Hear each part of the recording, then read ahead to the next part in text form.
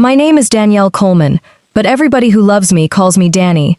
And for 6 years, I thought I knew exactly what my life was going to look like. I was wrong. I want to tell you what happened to me, because somewhere around month 3 of this story, I stopped recognizing my own marriage, and by the time I sat in that ultrasound room in Memphis with my hands shaking in my lap, I didn't recognize myself either. But I need you to understand something before I go any further. This isn't a story about a woman who got pregnant and a husband who didn't believe her. That's the easy version. The real story is so much crueler than that, and it took me almost losing everything to understand it. Let me start at the beginning, back when Marcus Coleman was still the man I trusted with my whole heart. I met Marcus at a cookout in Whitehaven, the kind of Memphis summer evening where the air smells like charcoal smoke and cut grass, and somebody's uncle has the blues turned up too loud on a portable speaker. I was 26. My cousin Renata had dragged me there, promising there'd be good food and better men, and for once in her life, she wasn't exaggerating on the second part. Marcus was standing near the grill, laughing at something, wearing this soft gray t-shirt that fit him like it had been made for him specifically, and when he caught me looking, he didn't smile the way most men do. That quick, hungry grin that says, "I see you and I want something." He just nodded, like he was saying, "I see you, and I think I like what I see, and I'm not in a hurry." That patience. That was Marcus in one gesture. He never rushed anything that mattered. We talked for 3 hours that night, sitting on the tailgate of somebody's truck while paper plates of ribs went cold beside us. He told me his daddy had passed when he was 19, and how he'd promised himself he'd build a family steady enough that nobody in it would ever have to wonder if the ground was solid. I told him about nursing school, about how tired I was, of men who wanted a woman who'd wait on them, instead of a partner who'd walk beside them. "I don't want somebody to wait on me," he said. "I want somebody to build something with me." I married that sentence 3 years later, in a small church on Elvis Presley Boulevard, in front of 40 people, and his mother, Miss Yvonne, crying into a handkerchief she'd ironed that morning. The first 3 years were good, really good. Marcus worked as a foreman at a logistics company. Steady hours, steady paycheck, steady man. I finished my nursing degree and started working nights at Regional 1. We bought a little brick house off Mill Branch with a crooked mailbox we kept saying we'd fix and never did. We talked about children the way people talk about vacations. They're sure they'll take one day. Not urgently, just certainly. Then certainly became a countdown, and the countdown became grief.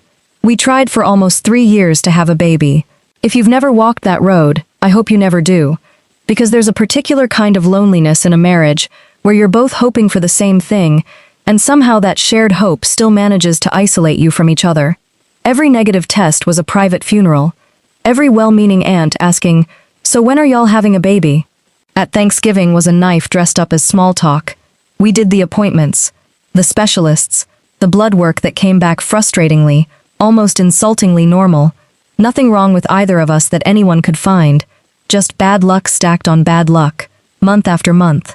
By year 3, something in Marcus changed. He stopped talking about nurseries. He started talking about moving on with our lives. And one night in March, over a dinner I'd barely touched, he told me he wanted to get a vasectomy. "Not because I don't love you," he said, reaching for my hand across the table. "Because I can't watch you go through this anymore. I can't watch us go through this anymore. Maybe if we stop hoping, we can actually breathe again." I cried that night, but not because I disagreed with him. I cried because some part of me had already surrendered too, and hearing him say it out loud just made the surrender official. He had the procedure done at a clinic off Poplar Avenue on a Tuesday in early spring. I drove him home afterward, brought him ice packs and ginger ale, and for the first time in 3 years, there was a strange, sad peace in our house, like we'd finally put something down that had been too heavy to carry. The doctor's office gave him paperwork before he left. A small yellow instruction sheet I'd glance at once and then forget existed, tucked into the junk drawer in our kitchen with the takeout menus and dead batteries. It said, in small print I never read closely enough, that the procedure wasn't considered fully effective right away, that there needed to be a follow-up test, a semen analysis done a few months later, to confirm there were no more active sperm left in his system. Until that test came back clear, doctors recommend using additional protection. I didn't think about that paper again for 2 months. Neither, apparently, did Marcus. By early June, Marcus was sleeping better than he had in years. He joked, in that dry way of his, that his body finally felt off the hook. We started being intimate again, without the anxious calculation that had hung over us for 3 years. No more counting days, no more disappointment scheduled into the calendar. Just two people who loved each other, finally relaxed. Which is why, when I sat on the edge of our bathtub in the last week of July staring at a pregnancy test with 2 solid pink lines, my first feeling wasn't joy. It was confusion so total it felt like vertigo. I took a second test. Then a third, from a different brand, because some illogical part of my brain thought maybe the first 2 had conspired against me. All 3 said the same impossible thing. I sat on that bathroom floor for a long time, my back against the cool tile, running the math over and over. Marcus's procedure had been in March. It was now July. 4 months. Surely, that was long enough. I want to be honest with you about something, because this story only works if I am. For about 10 minutes, sitting on that floor, I let myself feel something other than confusion. I let myself feel joy. A small, guilty, blazing joy. The kind you're not supposed to feel about a pregnancy that shouldn't exist. After everything we'd lost trying, some cruel and beautiful trick of biology had given us exactly what we'd stopped hoping for, at the exact moment we'd stopped hoping for it. I should have known that kind of joy doesn't survive long in a story like this one.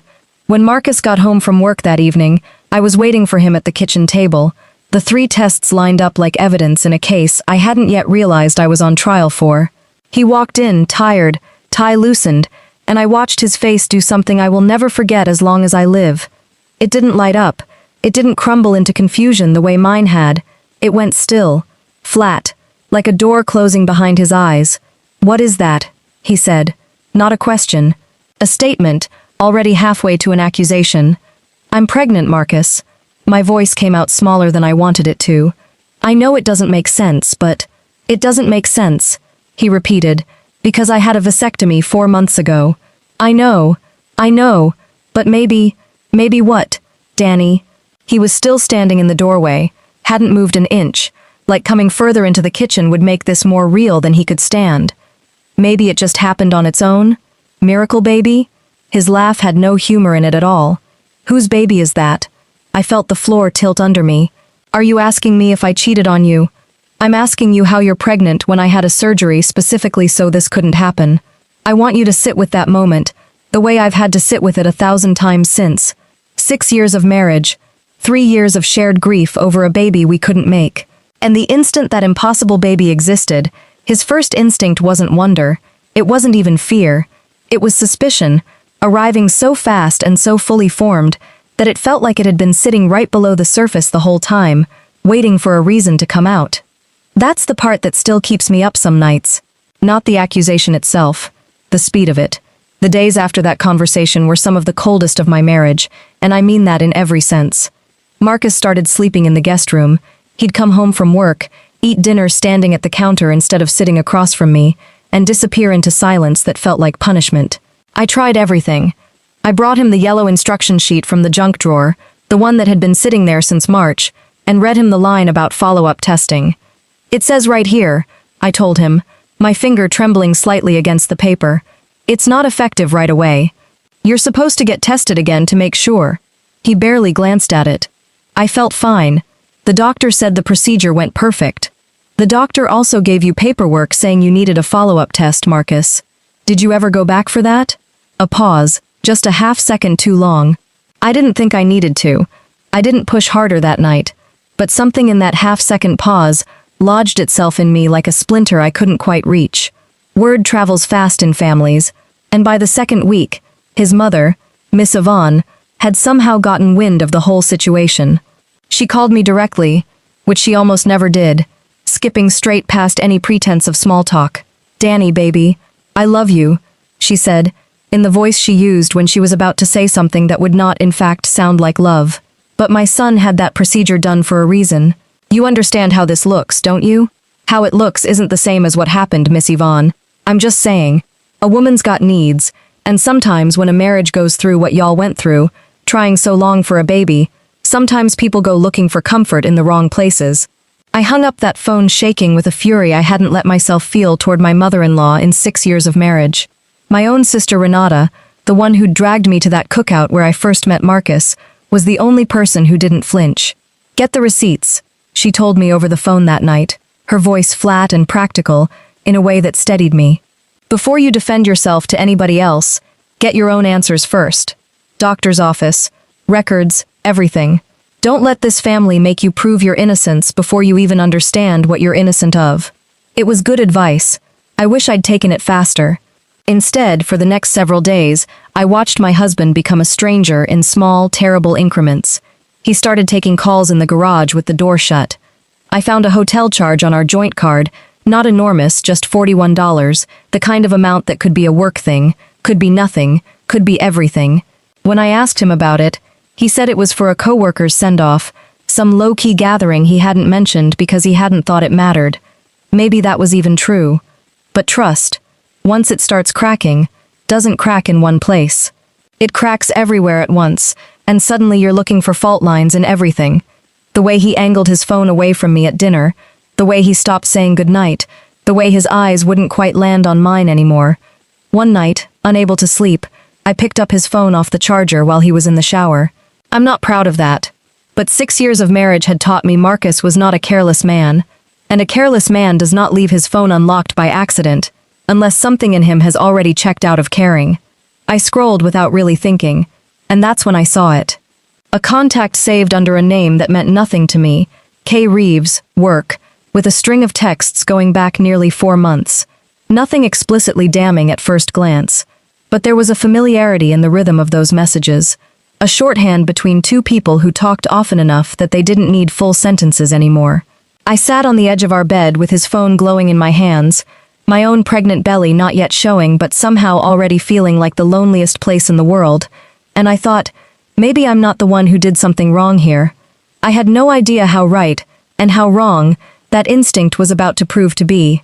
I didn't confront Marcus about the messages right away. Something in me, call it nursing instinct, call it self-preservation, told me to gather more before I said a word. So I watched. I noted the timing of the texts, mostly late afternoons, right around what would be a shift change if this K. Reeves worked somewhere with rotating hours. A week later, at my own doctor's appointment, 12 weeks along now, still no real prenatal care established because grief and suspicion had eaten up the early weeks I should have spent celebrating, I mentioned to the intake nurse that my husband had gotten a vasectomy that spring, mostly out of an anxious need to say the strange fact out loud to someone who wouldn't immediately accuse me of anything. The nurse, a woman about my age with kind, tired eyes, didn't blink. Was he cleared afterward? Cleared how? Vasectomies aren't effective immediately, she said, echoing words I'd already read a dozen times on that yellow paper. There's almost always a waiting period, and doctors require a semen analysis afterward, sometimes more than one, before they'll confirm it's safe to stop other protection. It's actually pretty common for pregnancies to happen in that window, especially if a patient skips the follow-up test. How common? More than people think. It's one of those things men are supposed to follow up on, and a lot of them just don't. Embarrassment, mostly. Some men don't like going back in for that kind of test. I sat with that information like it was a live wire. Not because it surprised me. I'd read the same warning on that yellow sheet weeks ago. But because it meant something I hadn't let myself fully consider. The baby I was carrying could be, almost certainly was, 100% Marcus's. Not a miracle. Not evidence of anything scandalous on my part. Just a documented, unremarkable medical possibility that my own husband, in his rush to feel like he'd solved a problem, had never bothered to close the loop on. Which meant every accusation, every cold shoulder, every phone call from his mother questioning my faithfulness, had been built on a foundation Marcus himself had never checked. I called the vasectomy clinic that same afternoon, my hands shaking as I dialed. After some back and forth with a records department that clearly wasn't used to spouses calling on behalf of patients, I finally got through to someone in scheduling who could confirm one simple fact. Marcus Coleman had never come back for his follow-up semen analysis. It had been scheduled for late May. He'd canceled it and never rescheduled. I sat in my car in the clinic parking lot for 20 minutes after that call, staring through the windshield at nothing, feeling something shift inside me that wasn't quite relief, and wasn't quite rage. It was both, braided together so tightly I couldn't separate them. Because now I understood something Marcus didn't yet know I understood. His suspicion of me wasn't really about me at all. It was about him, about a mistake he'd made and never corrected, and how much easier it was for his mind to accuse his wife of infidelity than to sit with the possibility that he'd simply failed to follow through on something important. But I still didn't know who Kay Reeves was, or why my husband had been trading easy, familiar text messages with someone for 4 months, while barely speaking to me at home. I found out sooner than I expected, and not the way I expected at all. It was a Thursday evening, 3 weeks after I'd found those messages, when Marcus came home earlier than usual, his face carrying an expression I hadn't seen since the day I first told him I was pregnant. That same stillness, but different this time. Less accusation, more something close to dread. "We need to talk," he said. I braced myself for the words I'd been rehearsing responses to for weeks. An affair, a confession, the end of everything I thought I understood about my marriage. Instead, he sat down across from me at the kitchen table, the same table where he'd first accused me, and said, the name in my phone. Kay Reeves. Her name is Kiara. She works at the clinic where I had my procedure done. My stomach dropped in a completely different direction than I'd expected. She's not, Danny, it's not what you're thinking. She's the medical assistant who handled my aftercare instructions. She called me back in May, right before my follow-up test was scheduled, checking to confirm the appointment. I told her I wasn't going to make it. I told her I felt fine, that I didn't think I needed it. He rubbed his hand over his face, and for the first time in weeks, I saw something like shame in him instead of anger. She told me not to skip it. She told me twice, actually, over text, because I kept pushing the appointment back. She said pregnancies do happen in cases like mine, if men don't follow through. I told her I had it handled. The room went very quiet. You knew, I said slowly. You knew this was possible. Before I ever showed you those 3 tests, you already knew there was a chance, and you let me believe for weeks that the only explanation was that I'd been unfaithful. I didn't want to believe it, he said, and his voice cracked in a way I'd never heard before, not once in 6 years of marriage. Do you understand how it felt, Danny? After everything we went through trying for a baby, the appointments, the losses, the years of feeling broken together, the idea that it could have just happened, this easily, this accidentally, after I'd already made peace with never having it. It felt like a joke, like the universe laughing at us, and it was so much easier to be angry at you than to be angry at myself for skipping one appointment, because I was too proud to go back in for a test that felt embarrassing to take. I want to tell you I felt sympathy for him in that moment. I didn't. Not yet. What I felt was a kind of cold, clear fury, the kind that doesn't shout, just sits very still and looks directly at the person who's earned it. You let your mother call me, I said. You let her ask me if I'd been unfaithful.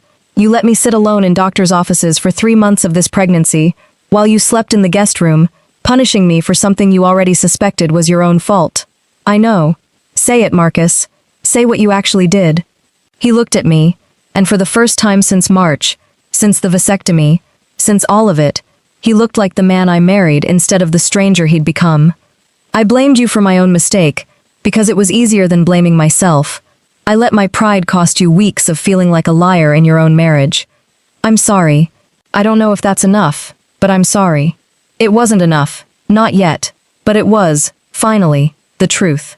2 days later, we went together to the ultrasound appointment I'd already scheduled alone, back before Marcus had said a single word of apology, back when I genuinely believed I might be walking through the rest of this pregnancy without him beside me. He'd asked to come. I let him, though I made him understand I wasn't doing it to fix anything between us. I was doing it because whatever this baby turned out to be, it deserved both its parents in the room, at least for this. The exam room was cold in that particular hospital way, all fluorescent light and quiet machinery. The technician, a woman named Pam with kind eyes and steady hands, squeezed the gel onto my stomach and began moving the wand slowly, watching the screen with the practiced neutrality of someone who's seen 10,000 of these and knows better than to react to any of them. Except this time, she paused. Her eyes narrowed slightly at the screen, and her hand went still. Give me just a second, she said, her voice carefully even in the way that immediately made my heart start pounding. I want to get a clearer look at something. Marcus's hand found mine, without either of us deciding to reach for the other. We sat in that silence, the kind that stretches out and gets heavier with every passing second, both of us staring at a screen neither of us could fully read. Is something wrong? I finally asked. my voice smaller than I wanted it to be. Pam turned the monitor slightly, and her expression finally broke into something softer. "Nothing's wrong, Mrs. Coleman. I just needed a second angle to be sure, because I wasn't seeing what I thought I was seeing at first." She pointed to the screen, to two distinct, fluttering shapes where I'd only ever imagined one. "You're having twins." The room seemed to tilt. Marcus's hand tightened around mine, and I heard him make a sound I'd never heard him make before, something between a laugh and something closer to grief, the sound of a man realizing all at once how close he'd come to missing this entirely. But that wasn't the shock that changed everything. That came a moment later, when Pam pulled up the dating measurements on the screen, cross-referencing them against my last recorded cycle. "Based on their size," she said slowly, checking her numbers twice, "these two are measuring right around 14 weeks, which would put conception right around the very end of March, maybe the first few days of April." I felt Marcus go rigid beside me. His vasectomy had been performed on March 11th. For a long moment, none of us said anything. Pam, sensing the tension though not fully understanding its source, quietly excused herself to get the doctor for a final confirmation, leaving Marcus and me alone with the sound of two small heartbeats filling the silence between us. "Late March," Marcus finally said, almost to himself. Danny, that's barely 2 weeks after the procedure. That's not 4 months of a gap. That's exactly the window every warning label and every nurse and Kiara herself told you about," I said quietly. "The procedure isn't effective right away. You knew that. You had the paper in your hand. You just didn't believe it applied to you." He put his face in his hands, right there in that cold little room, and for the first time in this entire ordeal, I watched my husband cry, not from anger, not from wounded pride, but from the sheer, dismantling weight of understanding exactly how much damage his own carelessness had caused, and how close he'd come to losing me over a mistake that had never once been mine. The doctor confirmed everything a few minutes later in plain, clinical language. Early post-vasectomy pregnancies, while uncommon, are well documented, especially in the weeks immediately following the procedure, before sperm clearance is confirmed through follow-up testing. There was nothing mysterious about it, nothing that required an affair, a lie, or a miracle. Just biology, moving on its own timeline, indifferent to how inconvenient or embarrassing that timeline turned out to be for the people involved. Sitting in that parking lot afterward, engine running, twins on the ultrasound photo trembling slightly in my hand from how hard I was still shaking, I finally let myself say out loud the thing I'd been carrying since the day he first asked me whose baby it was. "You made me a suspect in my own marriage, Marcus. For something that was never a mystery at all, you just didn't want to look at the truth because the truth meant admitting you'd made a mistake." "I know," he said, and this time there was no defensiveness left in him at all, just exhaustion and grief, and something that might, eventually, grow into real accountability. "I don't expect you to just forgive that, because there's an explanation. Now I know I have to earn my way back to trusting me again, not just get handed it, because it turned out I was wrong. I won't tell you healing happened overnight, because it didn't, and I don't think stories like this one do anybody favors by pretending it does." The weeks after that ultrasound were quiet in a different way than the weeks before it had been. Quiet like two people learning to speak carefully to each other again, testing which sentences were safe and which still carried old bruises. Miss Yvonne called to apologize, stiffly, in the particular way mothers do when they're more sorry about being wrong than about the hurt they caused. I accepted it, because I didn't have room in me that year for holding two grudges at once, but I didn't forget it either. Kiara, for her part, sent Marcus one final message after everything came out. Not an apology, since she'd done nothing wrong, but a kind of closure.